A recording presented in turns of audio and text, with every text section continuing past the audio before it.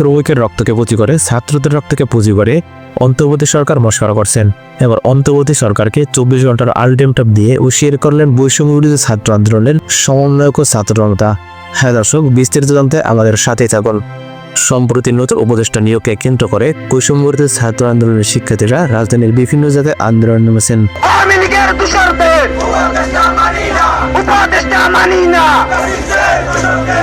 তারা বলছেন অন্তর্বর্তী সরকার নতুন উপদেষ্টা নিয়েছে তা বিপ্লবের সাথে সাংঘর্ষিক।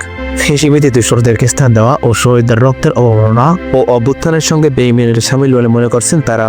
আমরা মনে করি শহীদের রক্তের উপর দাঁড়িয়ে আছে এই উপদেষ্টা পরিষদ, এই অন্তর্বর্তীকালীন সরকার। বিপ্লব পরবর্তী সরকার তাদের মূল ম্যান্ডেটের জায়গা থাকে তারা বিদ্যমান যে বন্দোবস্ত সেই বন্দোবস্তকে তারা পরিবর্তন করে নতুন বিপ্লবের স্পিরিট ধারণ করে এমন বন্দোবস্ত কায়েম করা। এবং আমরা মনে করি যে উপদেষ্টা পরিষদের মধ্যে যাদেরকে নিয়োগ দেওয়া হবে তারা অবশ্যই এই বিপ্লবের স্পিরিটকে তাদের ধারণ করতে হবে এবং কোনোভাবেই কোনো বিতর্কিত ব্যক্তিকে এই উপদেষ্টা পরিষদে নিয়োগ দেওয়া যাবে না। আসলে আমাদের এখানে আর কিছু বলার নেই, আমরা প্রথম থেকে বিপ্লব করছি, কিন্তু আমরা দেখতে পাই প্রথমে যখন যাদেরকে বসানো হয় আমাদের মনে হয় যে ঠিক আছে তাদেরকে বসানো যায়, কিন্তু এখন যাদেরকে বসানো হচ্ছে সেটা আমাদের ছাত্র জনতা বলেন বা এমনি সাধারণ জনতা বলেন, কারো কোনো মতামত না নিয়ে যে বসানো হচ্ছে এটা আসলে গণতন্ত্রের মধ্যে পড়ছে না। এছাড়া তারা সেখানে আওয়ামী লীগের দোসর উপদেষ্টাদের সরিয়ে দেওয়ার দাবি জানান। এদিকে হাসনাত আব্দুল্লাহ বলেছেন, আপনারা শিক্ষার্থীদের রক্তকে পুঁজি করে উপদেষ্টা হয়ে যাবেন, তাহলে সেটা আপনারা ভুল ভাবছেন।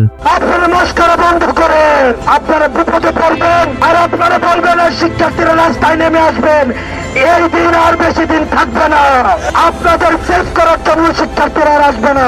শিক্ষার্থীদের রক্তকে পুঁজি করে, শ্রমিকের রক্তকে পুঁজি করে, সাধারণ মানুষের রক্তকে পুঁজি করে আপনারা যদি ভেবে থাকেন যে আপনারা উপদেষ্টা হবেন, আপনারা পথ পাঠিয়ে নেবেন, তাহলে সেটা আপনারা ভুল ভাবছেন।